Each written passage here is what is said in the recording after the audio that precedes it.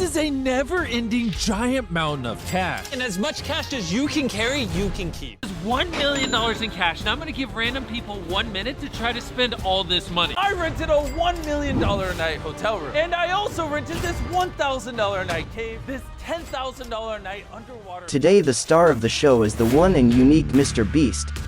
Some folks know that I love MrBeast. About a half year ago I hadn't even really heard of him. But my son started watching him on YouTube and all of a sudden we were watching him for like 20 minutes before bed every night. I really started to like his stuff. I mean, some of it is a bit dumb, but it's entertaining in a way that crosses generations. Something that definitely cannot be said when I watch my son's Pokemon Go YouTube shows. Sitting down for more than a few minutes and listening to some teen talk as he plays Pokemon Go feels almost as bad as pulling teeth.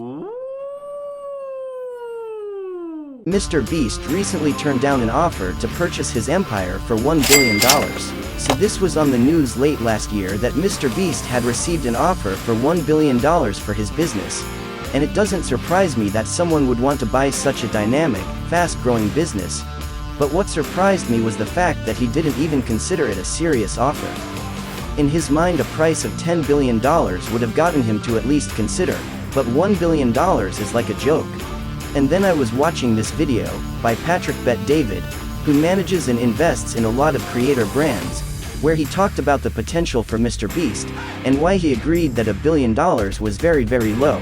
Patrick goes on to say, could a guy like this, in some years be worth $500 billion? It could very easily happen to a guy like MrBeast. So how is this business that MrBeast, a guy with no legit prior business experience, growing in value faster than perhaps any other business out there? A brief recap on MrBeast's businesses. There are three main components to the MrBeast empire. 1.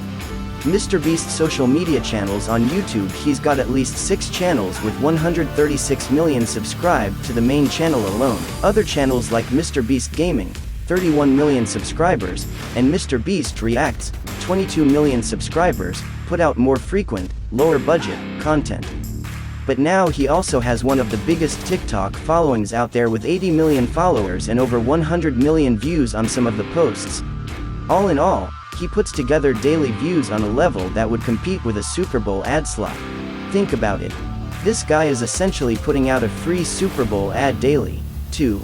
The Feastables Chocolates business. The Feastables chocolate brand was launched in January 2022 and retails both online and offline in places like Walmart. Just recently I heard him say that they expect Feastables chocolates to be available in 40 to 50k locations by end of 2023. And that there is so much demand from retail locations, that the bottleneck is only on their ability to make the stuff. 3. The MrBeast Burgers chain. This is the burger chain that was launched in partnership with Virtual Dining Concepts LLC back in early 2020. They already have more than 1,700 locations. What lessons can be reaped from MrBeast? Lesson 1. Having a large and strong community makes brand building easy. D2C, direct-to-consumer, brands have a tough time acquiring customers because online marketing is expensive and hard. It's the reason why so many Amazon brands struggle to sell on Shopify and make the economics work. The approach of MrBeast alleviates this problem because you have a captive audience that you can tap essentially for free. Lesson 2. Promoting your own brands on your social media allows you to get creative and highly effective. This is a video of MrBeast doing a blind taste test against competitor chocolates like Hershey's inside of a Walmart. He makes it funny and fun to watch while still getting the message across. Imagine being a D2C brand that not only can put out your own powerful ads to hundreds of millions of people for free, but you even get paid by YouTube for doing it. They pay ad money. How do you compete with that? It is like a wet dream business model. Lesson 3. Keep complexity to a minimum. I don't understand why brand aggregators want to deal with so much complexity. I've seen the inside of a couple aggregators and it is a ton of work. Why? Well, you're constantly acquiring new brands and products, ingesting their people, aligning their processes, etc. And so like any M&A, it takes a lot of effort and time. Especially the people element. Plus the products you're purchasing are of course not going to always be tightly aligned to each other. I mean, just ask the simple question. If MrBeast creates 100 different products himself in 2023, Will they likely be more synergistic and aligned to one another than an aggregator that acquires 5 different companies to get these 100 products? Of course they will be. It's a no-brainer. Lesson 4. The biggest value in D2C brands is the community of customers, not the product itself.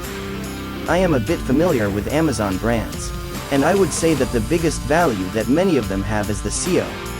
The fact that they rank highly for some key search terms on Amazon.